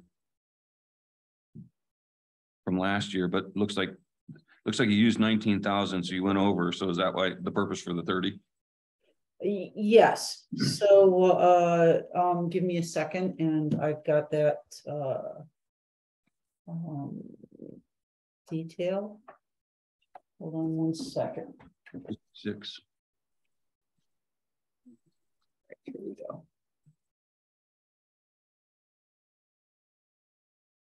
My projection for the end of the year right now is 25,800. And again, keep in mind that that because revenues equal expenses, it doesn't really matter. I just want to make sure that I'm recognizing enough on the expense line, looking at our pipeline, etc. I want to make sure that we're getting enough. We have been using the we have been seeing an increase in this line. And so therefore, my expectation is that we will continue to with the pipeline that we see for next year. Again, if I don't realize if we don't expend the dollars, we won't realize the revenues and vice versa. It's just important that the revenues and the expenditures match. Thank you, Lisa. As I was looking at the history, the 2020 actual, 21 actual, why is it increasing so drastically? I mean, it's not hundreds of thousands of dollars, but we were at 1,200, 1,300 and 11,000, and now 25, you're saying. Well, so again, I think that because we have seen such an increase in the numbers, we did have, this wasn't parsed out.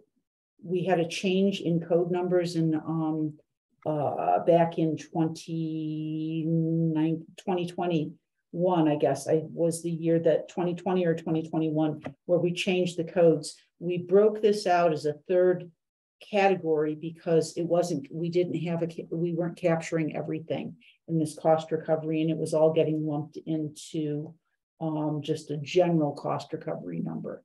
So the BARS system changed the budget line, so so what had been consolidated into one line previously is now broken out into different costs that are being reimbursed. So the 03 is the cost recovery for legal ads, signs, and basically all other. We have one that's just dedicated to parametrics, and one that used to be for the fire district, but now the fire district does their own charging. So parametrics would be the line above that, Lisa? That's correct. Yeah. Okay, and then I guess my other question is on 4900, just down a few lines.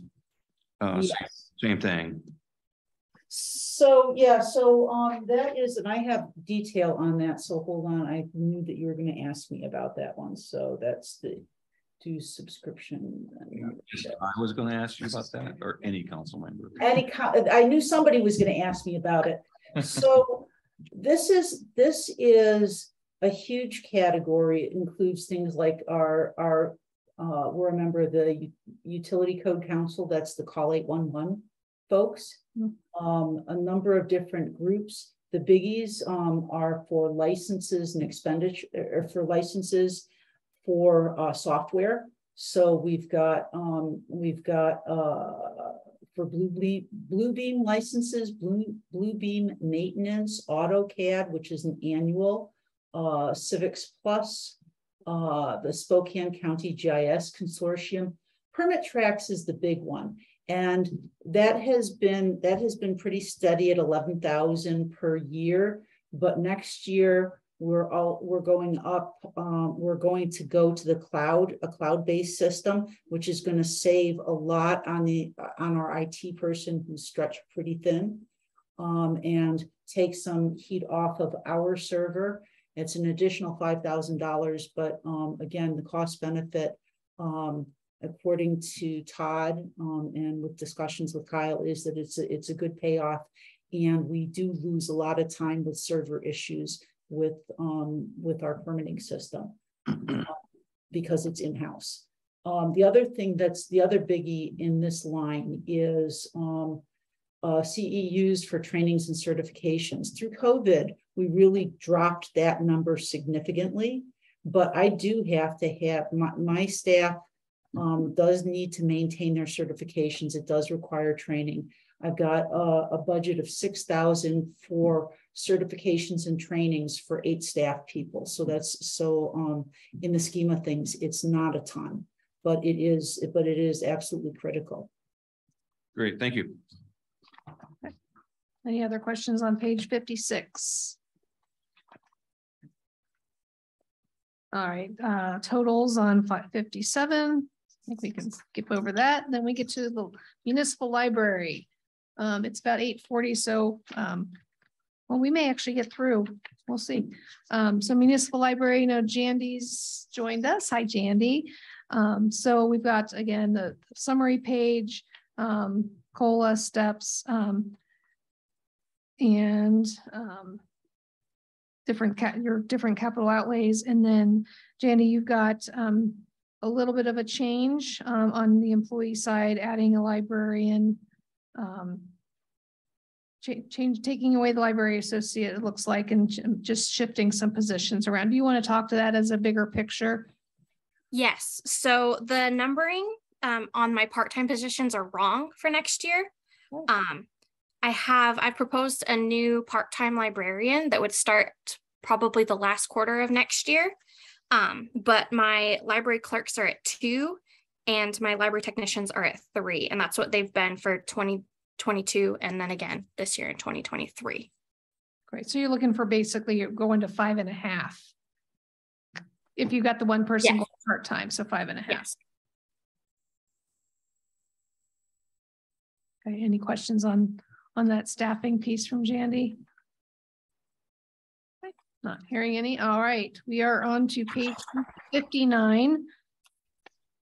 And salaries, wages, benefits, and then we jump into supplies and training and all those things. So do you guys Mayor? Yes, sir. Go ahead. Can I just ask a quick question? I think I know the answer to this. The 705,000, that's the capital outlay back on 58. That is for the building, is that correct? Yes. That's correct. Building purchase? Yeah, okay, thank you.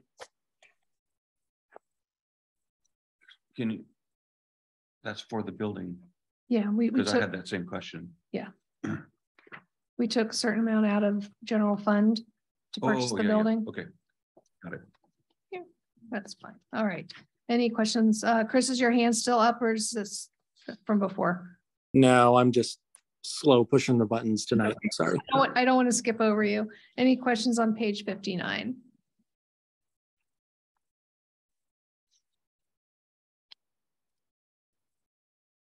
Not seeing any. All right, page. I do have, Mayor, sorry. Yes, go ahead. I do have one quick question on 59. And Janie, maybe you already mentioned this. So we went from 305 in 2021 to 223 and then back up to 333 and then to, I'm sorry, that was what was appropriated. And then can you tell me why the actual was only 223 or if you didn't already? Sorry. I can speak to that. So because there's been a fluctuation for maternity leave in that the state is paying that person's salary instead of the library. And then because we had this last year, a librarian leave in January and we didn't hire someone until May, that's, 5 years that we weren't paying for someone. Okay, perfect. Yeah. 5 months. Yes, thank you. Yeah. So Kyle, by the end of the year, then we're going to have what, about 60,000, maybe 70,000 in savings there. Is that right? I can double check and I'll run some quick math for you here and I'll give you that number. Yeah. Okay. I would say that we aren't paying someone's salary. So it's a little bit higher, but we do bring in substitutes who we pay minimum wage. So it's probably not as high as you think it would be. Does that make sense? Yeah, and I think everybody recognizes that the actual number here in our budget is through the end of September. Correct. So Councilmember Cargill, to your point, if the trajectory holds true, it'd be about a $60,000 cost savings. Got it. Thanks. And so does that just go into, where does that go, I guess is my question, when all is said and done? So that goes into what you guys see as an ending fund balance in the general fund. Okay, that's what I was confirming. It just goes into the ending fund. Yep. Okay, thanks. Okay. All right. Anybody else have any questions on 59? Yeah, I just had one question. Sure. 104900, we'll purchase 6 more hotspots. I know this was kind of touched on a little bit in our last meeting, and I don't recall what was the reasoning. Are we getting pretty good usage on the ones that we do have now? Yes. So we used some COVID funds in this year to purchase hotspots, and we've had a huge demand for them, and so we're hoping to double that next year. The hotspots are really inexpensive to purchase. We can get them through a library company for like, $20. It's just the yearly subscription that's a little bit more. So we pay about $120 a year for each of those hotspot subscriptions. Our current hold list on the hotspots is for our consortium is about 70 people that are waiting to use them.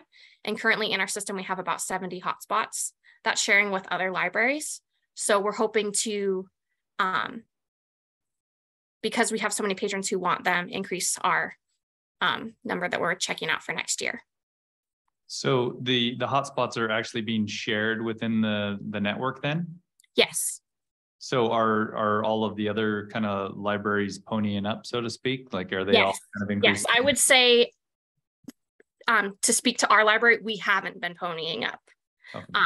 And so this last year we started ponying up, and then the number of our patrons that want them has increased. So we're hoping to increase it more. It's one of those things where the algorithm works where, there's 70 people on the list for them. The people that are your patrons get your hotspots first. So by having more of our patrons are able to get those hotspots faster instead of basically being in the very back of the line. It's kind of like a fast pass. And just one last question. Have you gotten any feedback as to like what these people are using the hotspots for? Mostly for internet, for their phones or for their laptops. Okay. Councilmember Cargill. Thanks, Mayor. Kyle, 2 follow-up questions. Are we on track on 102105 and 102204? Looks like those are quite a bit below what we were anticipating. So I'm just trying to see, is there going to be budget savings there? And then my follow-up question to Jandy on 404900 at the very bottom, library trainings. It looks like 2,000 was allocated this year, but we've only spent 420. It looks like we've never even come close to spending 2,000. Are we going to hit 2,000? And do we need 2,000 in there for next year too? Do you want to go first, Kyle, or should Sure. So yeah, Councilmember Cargill, to your point, so all of what you see there for benefits is a function of salary as well. So we will see cost savings across the board on those line items. Okay. And then as far as trainings, we've been really blessed this year where my librarians have gone to more trainings than they have in the past. It's just that the state library has had some really great grants this year. So on my budget, it looks like we've spent $1,500 out of the 2,000, but because we've been reimbursed by the state library, we've only spent 420. Does that make sense? Yes, thank you. Nice. All right, anybody else? on the library. Page 59. All right, on to page 60. If there's any questions here. Obviously, there's a big change in the capital line, but that's that was for the building. Any other questions? All right, I guess we are done with library. Thanks, Jandy. Thanks. All right. Operations and maintenance, Jen. There you are. Okay, so page 61, summary page. You know, this is one of the categories that has a lot of supplies. So you'll see a recurring theme here. And then you'll see there's a summary here under capital outlay on page 61. That's where you'll start to see a lot of the maintenance line items, Councilmember Spencer. And then Jen, would you like to start off maybe by touching on the position summaries? And looks like we've got two positions added, and I know we're making some changes again from part-time to full-time. Yeah, so basically we're continuing on with the plan we've had for several years by turning over our seasonal workers, increasing our FTE maintenance workers. Again, for the obvious reasons of the training, the investment in the employees, the year round, now that we are truly a year round department and have been for a few years. So we're not quite, I think, to our build out point, but we are getting very close. So earlier there was some talk about, you know, build out and where will we be at? You know, my goal all these years has been to build up to the point where we won't need to bring on crew leads and FTE maintenance workers anymore and use seasonals at a minimum. I don't think the seasonals will ever go away. There will always be a need for our summer help. And so I think for our department, that minimum, we're about there at 10 people. We might be able to decrease that by a couple more over the next few years, but we're not increasing our FTEs too much next year. We had a big jump this year, and I think pretty much everything else is the same. Yep. Great, thank you. Question. Oh yeah, go ahead. Yes, I think you might have answered it, but I'll ask it anyhow. Okay. 2 new full-times, 3 fewer part-times. Are you, can you speak to that a little bit? I mean, that'd be 1.5 full-times if you got rid of 3 part-times. Okay, so the idea is that with 1 full-time, we try to eliminate 2 to 3 seasonals. So with the addition of 1 full-time, it's anywhere from 1 to 3 seasonals is the goal to eliminate position-wise. Does that answer your question? Well, you're adding 2 full-times, and I would have, when I looked down at the part-times, the number doesn't kind of coincide, and I'm assuming there's a reason for that. Well, yeah, because we're getting down to that minimum of 10, where even as we grow our full-times, we're pretty much going to maintain that minimum of 10 to maybe 8 seasonals. But for the next year, we foresee 10 seasonals still. It's starting to balance out. Yeah, I think that's what I said. I think you answered it already, but I just wanted to. Yeah. We're starting to see that definitely even out. We've been really good about holding that 2 to 3 seasonals per FT the past, I'd say 5 years. This year is the first year that it's probably more like 1 to 1. It's going to start evening out because we desperately need those seasonal staff. Perfect. Thank you. Member Cargill. Thank you, Mayor. Quick question about it looks to me, maybe my math is wrong, that essentially from the 2022 adopted to the 2023 proposed, it's about the same if you take the capital outlay out. I mean, it's about 2.2, 2.2 and a half. Kyle, is that right? I mean, we're basically flat if you're not including the cost of the capital outlay. So what you'll see in this is I suppose a reallocation of some of the work that you'll see in operations and maintenance. And so we pieced out a part of, and I can identify it here somewhere, but central services has its own separate line item, and we've expanded that just in the last year. We hired a central services lead, or what we call a facilities lead. And those are called out in separate line items. And so we have reallocated a portion of that to different line items. So you'll see maybe only a 2% increase in salaries and wages budgeted for 2023 versus 2022. You'll see those you'll see those FTEs in a different line item outside of O&M.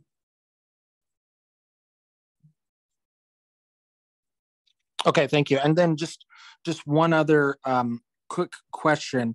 Have we, maybe this was done by previous council and I'm just not aware of it, on the different capital outlays, those numbers of 320, or excuse me, 302, 163, 342 and others, do those still, I assume, have to come before us to approve them?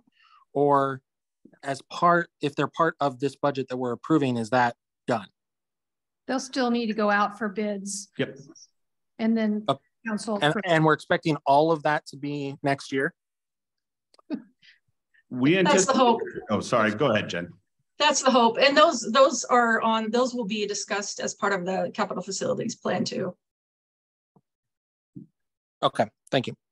Great, thanks. All right, moving on to page 62. Again, most of the first page is salaries and benefits. Then we get down to lots of supplies. Are there any questions for Jen on page 62? Yes. Sure. There's some fairly large jumps in 2105 and 2204. Can you help me understand that? Which 2105? There's a 518 and there's a 576. Oh, I'm sorry, 518. 518, 2105. Oh, that would be the increase in our facility staff this year. We had a significant increase in facility staff this year. So that's the additional above their salaries. How many people are we talking about? We have 4 now, 4 facilities. And how many did 3 full-time and 1 part-time. We had 1 prior. Okay, all right. Okay, thank you. Mm-hmm. All right. Any further questions on 62? All right, not hearing any. 63. Look, I think Jen just had to copy and paste increase in supply costs. I know you got hit hard. Yeah. Mayor, I'm sorry, I didn't get my mute undone in time. Can I ask a quick follow-up question on 62? Sure. 2302 L&I, Jan, Jen, it looks like we're going from 19 when we only had, or when we had 43 appropriated. Are we going to get close to that number? Which one, 518 or 576? I'm sorry, 2302. What are the first numbers? 576 80 2302. Kyle, can you help me with that one? So yeah, what you see there year to date, 2022 actual 19,000, budgeted 43. We're anticipating a drop in that due to what we had discussed about. We're piecing out, we're specializing a lot of these activities instead of just a blanket amount under parks or what we call O&M. We're piecing these out based on the expansion of, facilities, services, and things of that nature. Okay. And then is that the same answer then, Kyle, on 576 80 2204 with the medical, life, and long-term disability? Exactly. Yep. Okay. Thanks. All right, moving on to 63. I'm sorry. Yes. Do we self-fund L&I? I don't think so. We don't self-fund L&I. We do.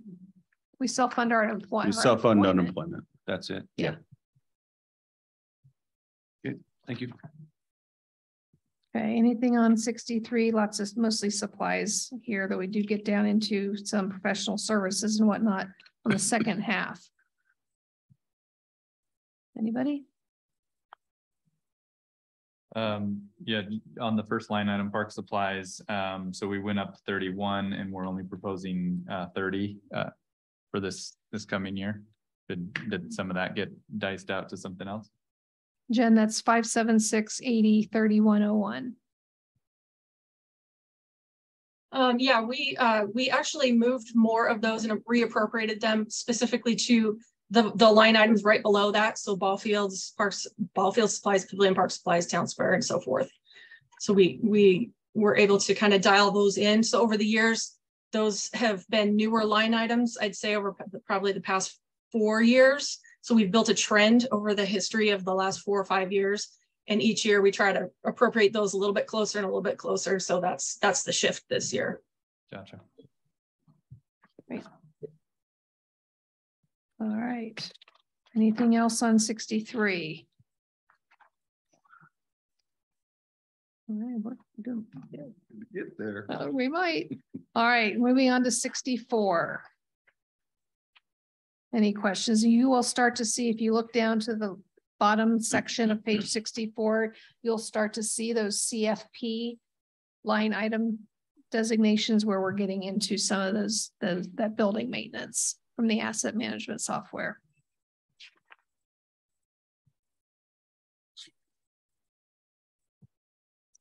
And not hearing on any on 63, have a couple more on page 65. Again, more of that building maintenance.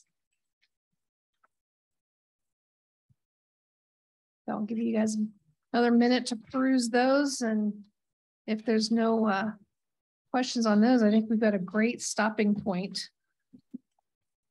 We did great. You guys did great tonight. I'm shocked. I think set a record. Can we go back to page 63? 63? Mm-hmm. Sure. We're looking at 571-004105. Special events, professional services? Yep. What was the difference between that? I mean, we're looking at the actual and appropriate. Is it because we are looking at the lighting event that's coming up? I'm trying to figure out what. No, so Jen, I'll let you address this. Is this our category where the symphony falls in? Yeah, hang on, I'm trying to find it here. It's the special events professional services. Yeah. Yeah, that's everything from barefoot to the symphony to the fireworks to winter glow to every event that we have basically in our park over the season, all totaled together. And we have not hit that mark even close, obviously, since right before COVID hit. So we're hoping that number has been appropriated, that 71.5 consistently, I think, for about the last 5 years. And so the goal, obviously, now that we're post-COVID, is to go ahead and keep that number the same with no change, but still build those events to what we had been building them to back in 2019 at almost 60,000. Yeah. And back then we didn't have the symphony. So that's kind of new and different here. Would it make any difference now that we've got Kiwanis taking care of part of it? Well, we pay the symphony, what, No, 17,000? 18,000. Yeah, the Kiwanis doesn't actually work with the contract of the symphony, the costs of the contract. Okay. Those aren't, so Councilmember Van Orman, those aren't costs associated with the labor on the park side. That's the professional service side. So that's like the contract for the symphony, or excuse me, if we bring in a band, it's the cost for hiring the band or hiring the stage lighting, things like that. Right. Okay. Thank you. Yeah, makes a big difference. Yeah. Okay. Nice to know COVID's behind us. Okay. Knock on wood. All right. Any other questions on 63, 64, 65 before we try to wrap it up here on this section? I don't see any going once, going twice. All right. So real quick, just future. So we're looking at the agenda for November 1st. We don't have anything at the 6 o'clock. So one thing, yes. I just want to say thank you to everybody for coming prepared to the council. And I want to say great answers from the department heads. Awesome. That's why we cruised through this. So yeah. Thank you very much. And go ahead, Councilmember Kurtz. That's just what I wanted to say too. I thank you guys for staying late, answering questions, and just being awesome. Thank you for being here. Great. So, so we were thinking for the November 1st agenda, we don't have anything on the 6 o'clock. if you guys would be amenable to taking the next stab at the next section at 6 o'clock on the 1st, trying to get away from maybe needing those extra Tuesdays. So if you guys are all okay with that, we'll schedule more budget discussion at 6 on the 1st. I see a thumbs up from Councilmember Cargill too. Thank you. And then there's some additional CFP discussion at the 7 o'clock hour. With a couple other things. It's actually a pretty full agenda for the first, and the library ordinance workshop is on there too, though we have the budget and CFP first. So yeah, so we will start off on the 1st at 6 o'clock with some all other funds discussion. Those probably won't take very long either, would be my guess. And then we'll look at maybe doing 6 o'clock for the next meeting, maybe to wrap everything up. So hopefully we won't have to do our extra Tuesdays in November. That would be fantastic. So, all right. We have time for, I don't have the agenda up, but I guess. Mayor, can I ask you a quick question? Yes, go ahead. What meeting will be the appropriate meeting to make any amendments that we want to see to the budget? Is that going to be the second meeting in November, first meeting in December? I forgot, Councilmember Cargill. So at the beginning we talked about, so Kyle's been making notes about the questions that still need to be answered, and any notes about line items that may need to be adjusted. There'll be some more, I'm assuming, once we get to the funds. And typically what we've done in the past is at the first read ordinance, which I believe is the first meeting in December. Is that right, Kyle? Is that the right timing? So right now we have it scheduled, the first read ordinance for November 15th. Okay, perfect. So it would be November 15th. And we would go through those individual changes that have been requested and vote on each one of those individually. And then we do the first read ordinance, and that way we know what changes are going to be encompassed in the second read and the final approval of the budget. Does that help? Great. Thank you. And the final approval of the budget will be the second meeting in December. Is that correct? The first meeting in December right now. So we have built in kind of a buffer council meeting to make sure that we allow ourselves enough time to actually approve the budget before the end of the year. Yep. And we like the last meeting in December, we like to have a little more fun. We have some recognitions and awards and all of that. So if we can keep that meeting a little bit more light, closer to the holiday, that would be great. Okay, perfect. Thanks. All right, so we'll go ahead and take any citizen comments. So anybody, one of you who is joining us on Zoom, if you have a comment to make, please go ahead and send a note to Todd Henderson in chat, and you'll have up to 3 minutes to make a comment. And while we're waiting on that, I want to reiterate what Mayor Pro Tem and Councilmember Kurt said. Thank you guys for making this an easy process. Thanks to the staff as well. Great notes. The more information that we get in these budgets, the easier it is to get through them. So I really appreciate that. So Todd, we have anybody in chat? All right. Well, if there's nobody opposed, we'll go ahead and adjourn. Anybody opposed? All right. We'll see you on the 1st. Thanks, everybody. Yes. Kelsey's got it. She'll pass it around.